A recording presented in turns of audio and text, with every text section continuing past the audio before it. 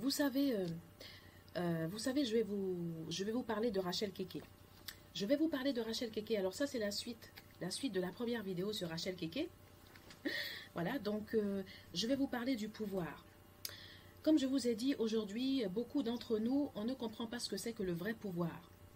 Vous savez, une fois, ça m'a fait rire parce qu'une fois, j'étais dans une salle de réunion et il y a une dame qui vient vers moi et qui me dit « Ouais, moi j'étais machin, j'ai fait ça dans mon pays, tout ça. » Et au fait, elle ne me pose pas de questions. Elle ne cherche pas à savoir qu'est-ce que j'ai fait moi dans mon pays. Parce que toi, oui, tu as fait ça dans ton pays, c'est bien. Mais cherche à savoir un peu qu'est-ce que j'ai fait dans mon pays. Tu ne cherches pas à me connaître et tu viens, ouais, moi j'étais ça dans mon pays, machin. Et après, pendant tout le temps qu'on se concertait, je ne pouvais pas placer un mot. C'est-à-dire qu'elle avait raison. Tout ce qu'on disait, c'est elle qui avait raison. Elle n'écoutait pas les opinions des autres. Tu n'es pas obligé d'être d'accord avec les autres, mais écouter un peu les idées des autres. Donc elle n'écoutait pas les autres et du coup, nous, on était comme, je dirais comme ces petits larbins en fait.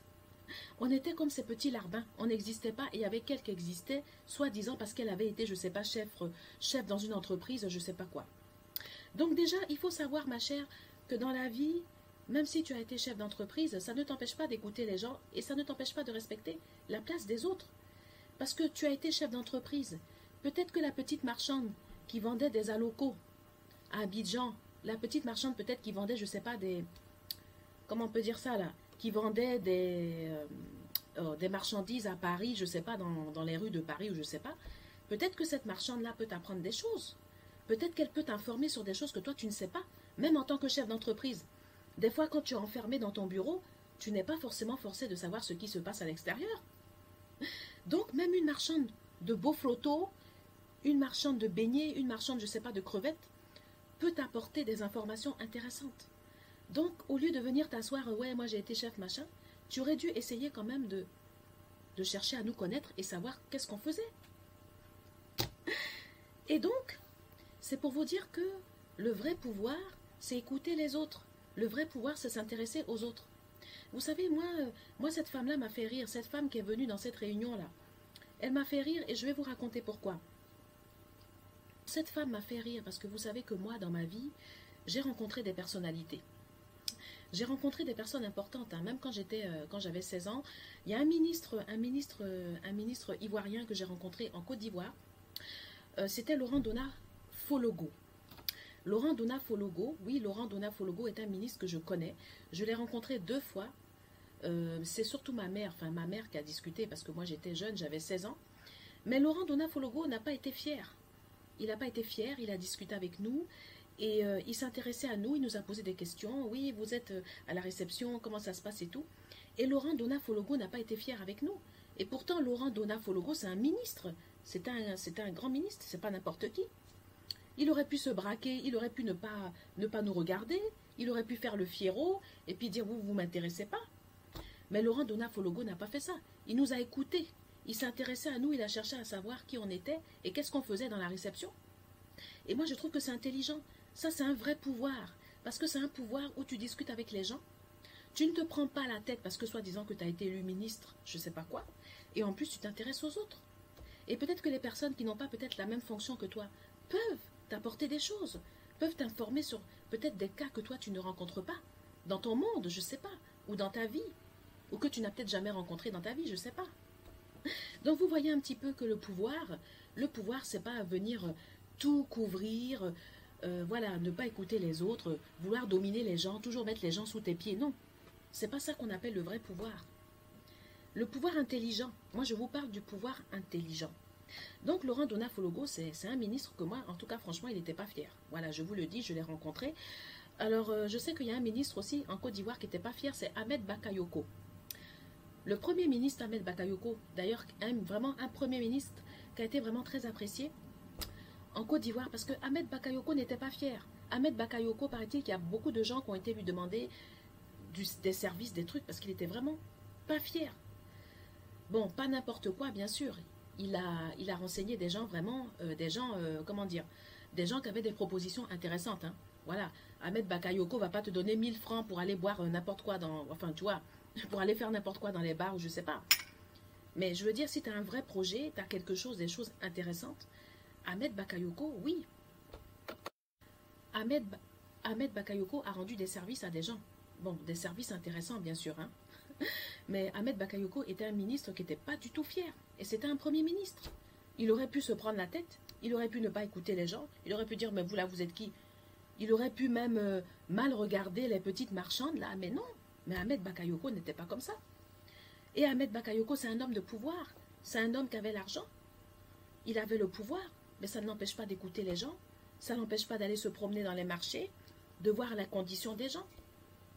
Le pouvoir, avoir le pouvoir, ça ne veut pas dire que tu es le centre de l'univers, ça ne veut pas dire qu'il faut piétiner les gens sous tes pieds, qu'il faut te prendre pour Dieu sur terre, ne pas écouter les autres et ne pas t'intéresser à des personnes. Donc c'est ça, aujourd'hui je voulais vous parler de la notion de pouvoir. Maintenant je vais vous reparler de Rachel Keke, ma chère compatriote. Je suis fière de Rachel Keke. Je suis fière de Rachel Keke et en tout cas, je sais qu'il y a des milliers d'hommes et de femmes en Côte d'Ivoire et partout qui vont la féliciter. Parce que moi, je suis fière de Rachel Keke, oui. Vous savez pourquoi je suis fière de Rachel Keke? Parce qu'elle n'a pas honte de son métier. Rachel Keke faisait les ménages. Elle était femme de chambre, même plus que les ménages, parce que femme de chambre, il faut soulever les lits. Des fois, il y a des saletés, hein, des trucs pas toujours... voilà, on ne sait pas. Il y a ces minutés, hein. Tu as tant de minutes pour astiquer la salle de bain, c'est pas un petit travail. Faut pas te tromper, parce que des fois, il y a des grands clients qui viennent, tu peux pas te permettre de mettre la serviette à l'envers, il faut que ça soit propre, impeccable. Il suffit d'un petit truc pour que le client, il revienne plus dans l'hôtel. Donc, c'est un vrai travail de qualité. Femme de chambre, c'est pas n'importe quoi, c'est pas tout le monde qui peut faire ça. Et Rachel Keke est fière de son métier, et c'est pour ça que moi, je suis fière de Rachel Keke. Parce que moi, je suis fière des gens qui sont fiers de leur métier. Et c'est bien qu'elle soit fière de son métier. Rachel Keke a œuvré, oui, elle a œuvré, comme je vous ai dit, avec Ibis Batignolles. Et aussi, vous savez qu'elle a fait un tollé à l'Assemblée nationale, là, le 21 juillet.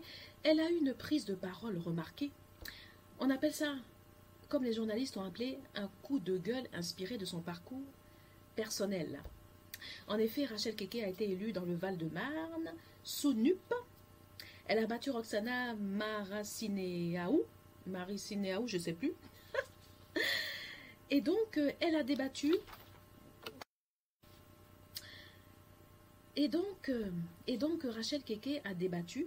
Rachel Keke a débattu dans le cadre du pouvoir d'achat à l'Assemblée. Parce que vous savez que il y a une loi qui devait être votée sur... alors, je vais regarder.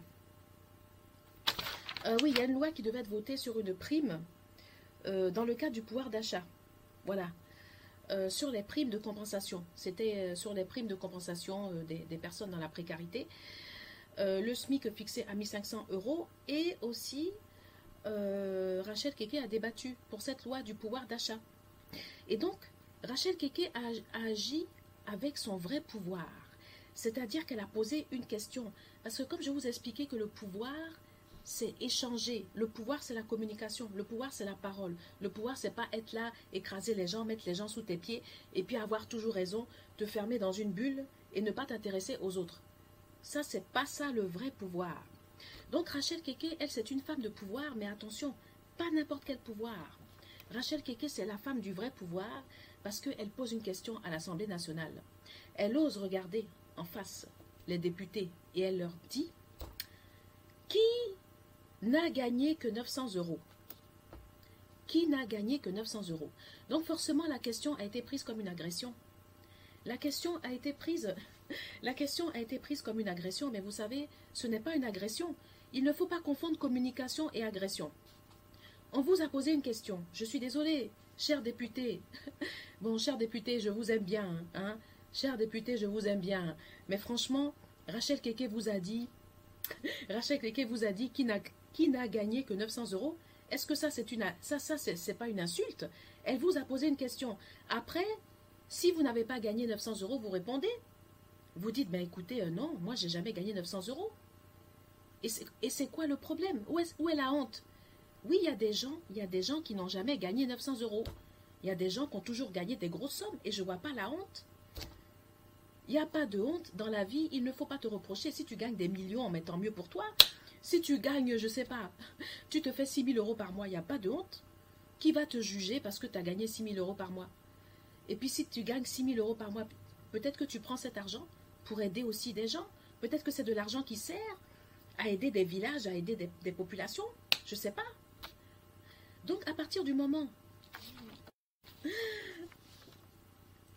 Rachel Keke, cher député de la République française. Rachel Keke vous a posé une question. Je ne vois pas le problème. Qui n'a gagné que 900 euros? Répondez. Si vous avez déjà gagné 900 euros, je ne sais pas, quand vous étiez étudiant, vous pouvez dire, ben voilà, mais moi j'ai gagné 900 euros. Mais si tu n'as pas gagné 900 euros, tu es député. C'est quoi le problème? Tu réponds, tu dis non, j'ai pas gagné, c'est tout. C'est quoi le problème? Et après tu dis, voilà, je suis député, d'accord. Je n'ai jamais gagné 900 euros, mais je m'intéresse aux situations de ma population. Et tu peux dire en tant que député, le fait de ne pas gagner 900 euros, le fait de gagner même 5 000 euros, ou je ne sais pas, 10 000 euros, ça ne m'empêche pas de m'intéresser aux gens et d'aller aider et de faire des campagnes de sensibilisation. Et c'est quoi le problème? Pour une simple question, ça déclenche tout un tollé. On dirait que Rachel Keke est venue pour je ne sais pas. On dirait que vous vous sentez visé, ciblé, je ne sais pas. Elle vous a posé une question parce que Rachel Keke veut savoir. Si vous avez gagné 900 euros, c'est bien. Mais si vous n'avez pas gagné 900 euros, elle veut savoir exactement votre ressenti. Voilà. C'est une simple question. Je ne vois pas le problème. Tu es député, mais oui, mais c'est bien. Tu es député, tu es une personne, tu es un être humain comme tout le monde. Même si tu gagnes 6 000 euros, on se doute que tu t'intéresses aux gens. Il y a des députés, il y a des personnes qui sont très riches, qui gagnent des millions, mais ça ne les empêche pas d'être humains. Ça ne les empêche pas de s'intéresser aux autres. Ça ne les empêche pas même, pourquoi pas, de faire des dons, d'aider. Mais c'est quoi le problème? Pour tout ça, là, il faut déclencher un tollé. Rachel Keke, machin, elle a ciblé les députés, elle a posé une question. Qui n'a pas gagné que 900 euros? Ça fait tout un tollé. Bon, écoutez, hein, prenez soin de ma Rachel Keke, hein, cher député, là. Occupez-vous bien d'elle. Parce que je vous préviens, c'est ma compatriote. C'est ma compatriote, je me permets. Je me permets, et puis en plus, mon père était un opposant politique en Côte d'Ivoire. Donc vous savez, cher député français, moi je connais la politique. Je sais, je connais la politique depuis que je suis enfant. J'ai l'habitude de voir mon père partir à des réunions. Je sais ce que c'est que la politique. Occupez-vous bien de ma Rachel Keke, hein. Prenez soin d'elle, hein. Prenez soin d'elle, hein.